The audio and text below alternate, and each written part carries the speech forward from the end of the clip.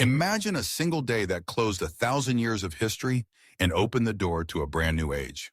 On May 29th, 1453, Constantinople, the proud capital of the Byzantine Empire, fell to the Ottomans.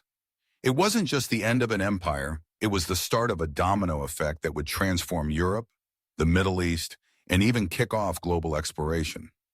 Crazy how one city's walls coming down could ripple out to change the entire world, right? Let's dive into why the fall of Constantinople was such a big deal and why people still talk about it almost 600 years later. First off, Constantinople wasn't just any city. Founded by Roman Emperor Constantine the Great in 330 AD, it was perfectly located between Europe and Asia. Trade flowed through its ports like a river of gold. Spices, silk, precious stones, and ideas from east and west all passed through its streets. Over the centuries, Constantinople became a fortress, a holy city, and a symbol of Christian power in the East. Its massive double walls and strategic sea defenses made it famously tough to capture. Armies had tried and failed for centuries, but by the 1400s, things weren't looking great for the Byzantines.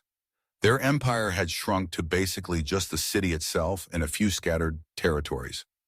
Meanwhile, the Ottoman Empire, led by the ambitious Sultan Mehmed II, was rising fast. Constantinople was surrounded, and it was only a matter of time. Sultan Mehmed II, just 21 years old, had big dreams. He wanted Constantinople for two reasons. First, it was strategic. It linked his empire and controlled trade routes. Second, conquering the city would make him a legend. He wanted to be known as Mehmed the Conqueror and nothing less. So in April 1453, he rolled up to the city's walls with around 80,000 soldiers, fleets of ships, and something totally new in warfare: giant cannons. One of these monsters, built by a Hungarian engineer named Urban, was so huge it could fire 600-pound stone balls over a mile. The Byzantines had always counted on their thick, solid walls to keep enemies out. But those walls weren't built to withstand medieval superweapons. For 53 days, the Ottomans bombarded Constantinople's walls while launching fierce attacks from land and sea. The city's defenders, led by the brave Emperor Constantine XI, held out with only about 7,000 soldiers. They patched walls, fought back raids, and prayed for help from Western Europe. But help didn't really come. Most European powers were too busy fighting their own wars, or just didn't want to poke the powerful Ottoman bear. Meanwhile, Mehmed tried every trick in the book.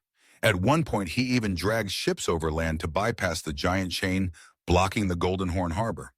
Imagine waking up to see enemy ships floating inside your supposedly secure harbor.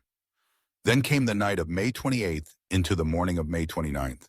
After weeks of relentless bombardment, the Ottomans launched a final massive assault. They poured into the city through breaches in the walls, fighting street by street. Legend says Emperor Constantine XI tore off his royal robes and fought as a common soldier. No one knows exactly how he died, but his body was never found, a final mystery for a tragic emperor.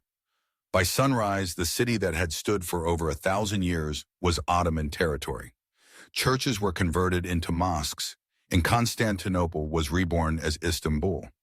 So why does the fall of one city still echo through history books?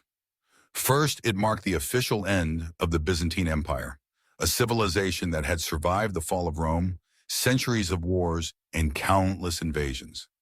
Second, it gave the Ottomans a shiny new capital, soon transformed into one of the world's great cities. Istanbul became a thriving center of trade, art, and culture, helping the Ottomans become a superpower for the next several centuries. Third, and maybe the most surprising impact, the fall of Constantinople pushed Europeans to look for new routes to Asia. The old land routes were now controlled by the Ottomans, who imposed taxes and restrictions. European nations, eager to bypass these obstacles, started sailing west. This ultimately sparked the age of exploration, leading to epic voyages by explorers like Columbus, Vasco da Gama, and Magellan. In a twist of fate, the fall of one ancient city indirectly helped Europeans discover the New World. Today, Istanbul is one of the world's great cities, a vibrant mix of cultures, ancient monuments, and modern life. You can still walk along the old city walls, stand inside the majestic Hagia Sophia, and see countless reminders of the city's dramatic past. The fall of Constantinople wasn't just the end of an empire, it was the spark that lit a whole new chapter for the world. It's a reminder that history often changes not slowly, but all at once. And sometimes all it takes is a few cannonballs and one determined young sultan.